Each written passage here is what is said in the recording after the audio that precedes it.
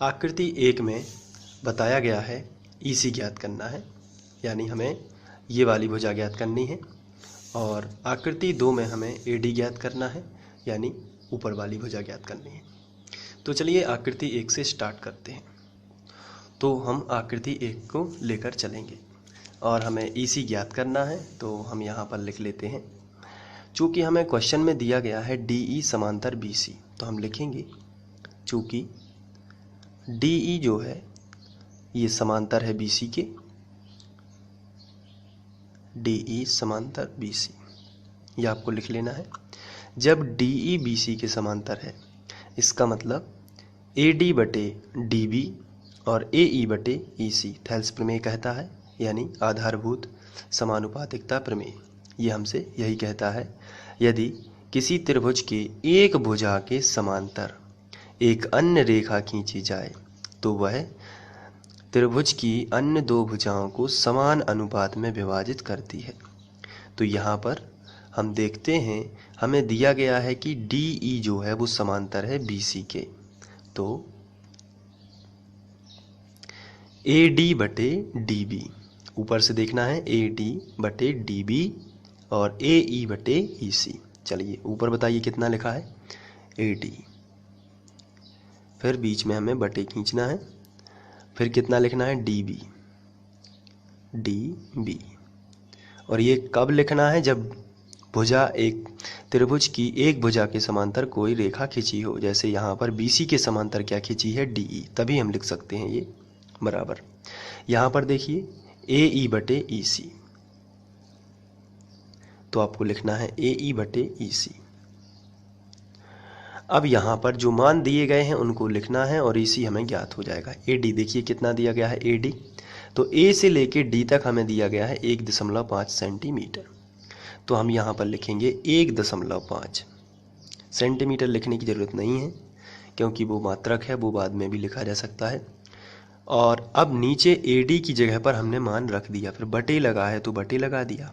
DB कितना है, DB है 3, तो यहाँ पर आपको रख देना है DB की जगह पर 3, फिर बराबर लगा है तो बराबर लगा देना है। फिर AE का मान दिया गया है 1 सेंटीमीटर, तो आप यहाँ पर रखोगे 1, और फिर बटे लगा है तो बटे, और EC जो है वो हमें निकालना है, तो EC का मान ज्ञात करना है, इसलिए EC हम यहीं पर रखेंगे। अब हम थोड़ी देर के लिए चित्र को हटा देते हैं और यहाँ से सॉल्व करते हैं। अगर हम ध्यान से देखें तो त्रियक गुणा हो रहा है, EC का करेंगे 1.5 में, तो आएगा 1.5 EC। उसमें गुणा तो होगा नहीं, इसलिए साथ में लिख देंगे, ये गुणा ही है, इसके बीच में इंटू का चिन्ह है, बराबर लगा है तो बराबर। 3 का गुणा 1 में होगा तो 3 एकम 3, तो EC बराबर आएगा 3 बटे 1.5। अब हमें जो नीचे का है इस दशमलव को हटाना है, तो इसके बटे में 10 करना पड़ेगा। तो देख लेते हैं, जैसे यहाँ पर 3 लिखा है और हमें 1.5 यानी कि इसको दशमलव को हटाना है, तो 15 लिखेंगे, और दशमलव का 1, दशमलव के बाद जितने अंक उतना 0, कितने अंक है दशमलव के बाद 1 अंक, तो यहाँ पर 1 0। ये 10 बटे के बटे में लिखे हैं, इसलिए ऊपर पहुँच जाएंगे, तो 3 बटे 15, और ये 10 ऊपर गया तो ये 3 के साथ में लग गया, 10 तिया 30 बटे 15। तो इस तरीके से कहने का मतलब ये है, आप डायरेक्ट भी कर सकते हैं, इसका 1 अंक बाद दशमलव, इसलिए 1 0 ऊपर बढ़ा सकते हैं, तो हो जाएगा 30 बटे 15। डायरेक्ट भी हो सकता है, तो 15 दूनी 30। तो यहाँ पर इसको थोड़ा सा हम करेक्ट कर देते हैं।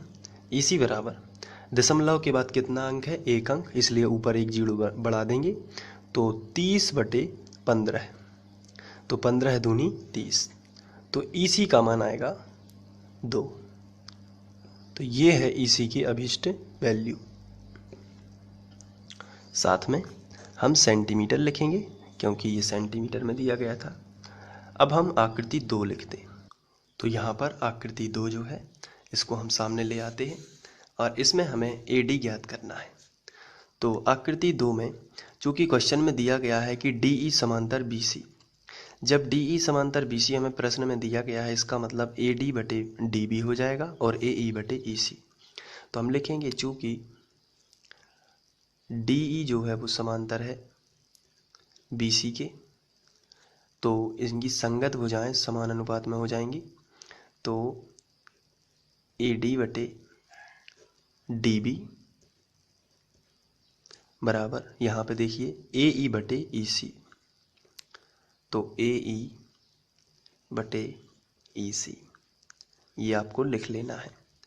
अब AD का तो मान ज्ञात करना है, क्योंकि क्वेश्चन में लिखा है, आप क्वेश्चन बुक से देख सकते हैं। AD का मान हमें ज्ञात करना है और DB जो है वो है 7.2, तो हम यहाँ पर लिख देंगे 7.2 बराबर AE दिया गया है 1.8, तो 1.8 बटे EC दिया गया है 5.4। तो इस तरीके से हमने लिख लिया।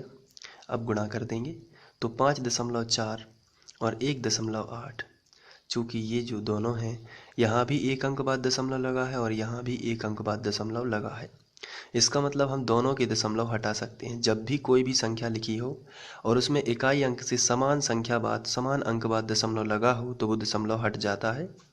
तो हम इसको लिख सकते हैं AD बटे 7.2 बराबर 18 बटे 54। ये इस तरीके से आएगा। इसका कारण ये है कि दोनों के बटे में 10 आएगा दशमलव हटाने के लिए और दोनों कैंसिल हो जाएंगे 10, इसलिए 18 बटे 54 हम लिख सकते हैं। इसके बाद हम तिर्यक गुणा करेंगे तो 54 का होगा इसमें, तो यहाँ पर हम लिख सकते हैं 54 इंटू AD। और भी सिंपल हो सकता था, लेकिन मैं चूँकि डिटेल में बताता हूँ इसलिए यहाँ पर 54 इंटू AD और 18 गुणित 7.2 इस तरीके से लिखेंगे। इस यहाँ पर देखिए 54 जो है वो AD के साथ में गुणा में है और गुणा वाली संख्या बटे में पहुँच जाएगी, इसलिए AD बराबर आएगा 18 गुणित 7.2 बटे 54। तो इस तरीके से अब यहाँ पर हम देख सकते हैं कि 18 एकम 18 और 18 तिया 54, तो यहाँ पर हमें 7.2 बटे 3 मिला। ये AD का मान है 7.2 बटे 3। इसको हम कैंसिल भी कर सकते हैं, तो आइए यहाँ पर कैंसिल कर देते हैं। या 2 तिया 6 या 3 दूनी 6, 2 बार गया 1 बचा, तो हो गए 12, तो 3 चौके 12, 2.4 सेंटीमीटर। तो इस तरीके से ये प्रश्न क्रमांक 1 सॉल्व हो जाता है। और